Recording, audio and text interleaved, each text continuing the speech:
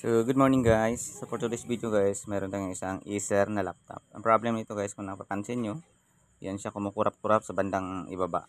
So, pag ganyan yung laptop nyo guys, possible na problem yan is LCD.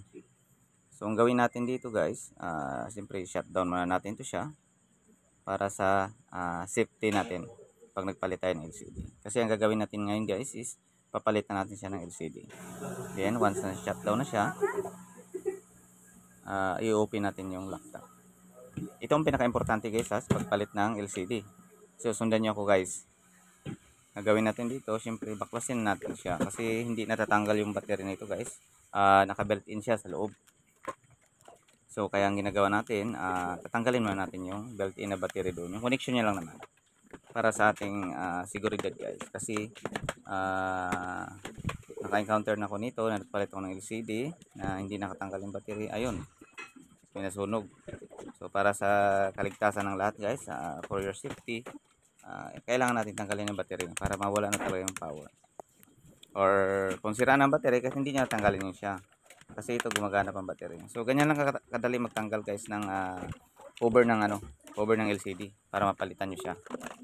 Then tutok lang kayo guys kasi may exciting part tayo diyan na dapat niyo malaman yun. Ito madali lang yan.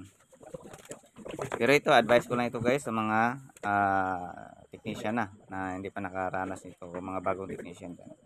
So itong guma na yan, yung rubber na yan, yan ang pinaka-importante pag yung laptop na ganito guys, yung borderless na siya, rubber na lang nagdidikit yan, wala nang screw yan. So ingat kayo dyan guys kasi pwedeng maputol yan. Pag naputol yan, lalong mahirapan kayo tanggalin yung LCD kasi sobrang dikit yan. Kailangan ingat yan hanggang sa mahila nyo. Hilain nyo muna yan guys, tanggalin nyo dyan. Pag natanggal nyo na yan, napakadali nang tanggalin yung LCD. Yan lang yung rubber na guys. Then ingatan nyo rin kung meron kayong bagong LCD tapos wala kayong pandikit na yan, pandikit na katulad yan, is pwede nyo pang gamitin yan guys. Yung tinanggal natin na yan. Ingatan nyo lang na matanggal yung maganda para pwede natin ibalik. Kung wala tayong bagong pandikit yan na ilagay. So yan na siya guys. Para siyang guma na malambot na madikit. So kabilaan yan guys, bawat gilid lang naman yan siya.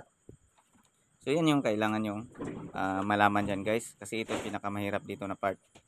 Yung mga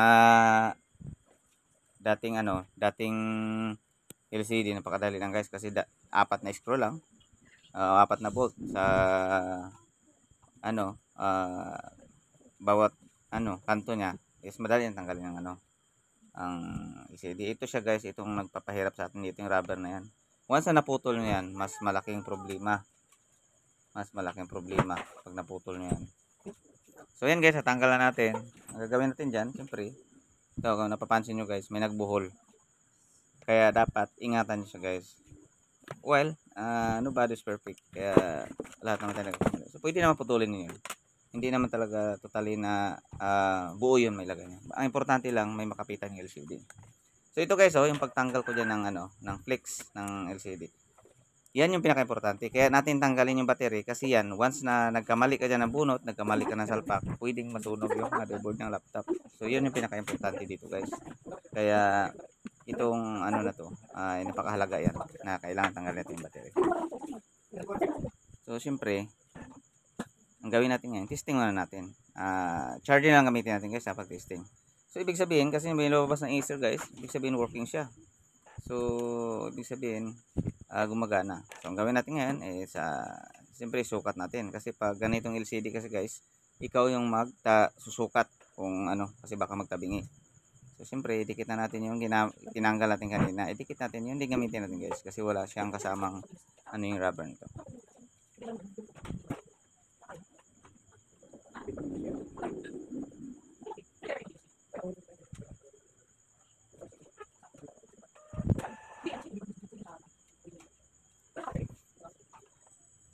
So yan. Medyo may kahirapan na ito guys, kaya medyo ingat talaga tayo. Pinas forward ko lang ito guys kasi alam ko naman lahat tayo ayaw natin ng matagalang trabaho. Para madali nyo makuha o madali nyo malaman, bilisan natin. Kahit naman ako ganun pag sobrang tagal ng video na may gusto ka lang namang malaman kung saang part ang kasi kung iba kasi alam na yan, So, kailangan natin i-pass forward. So yun na guys, at dumikit na siya. So kabit na natin siyempre, tapos ng laban. Ganun lang kadali, para lang si Pacquiao nanalo siya na agad. So advice ko sa inyo guys, dapat alagaan nyo talaga yung kuko nyo guys. Pag ikaw ay naging pumasok sa technician, dapat meron kang kuko. Kasi para mas malinis ang trabaho. Kasi kung gamitan natin siya ng mga although kahit manipis pa sa metal, magasgasan talaga yung casing. O di kaya naman, plastic, hindi ma-chance natin. Kasi tulad ng kuko natin, na maramdaman natin kung ano yung sumasagi doon. Kung yun ang gamitin natin. Siyempre, sarado na natin guys. Ganun lang kadali guys. So yun, kung nakatulong itong video na to sa inyo guys, please don't forget to subscribe, then hit notification bell, like, comment, share na rin guys para makatulong tayo sa iba. So ganito lang siya guys, kadali din. Yun ngayon guys, siyempre itatry na natin siya. So para pulido ang trabaho, kailangan mo na ng magpakyot ni Boknoy. Thank you guys.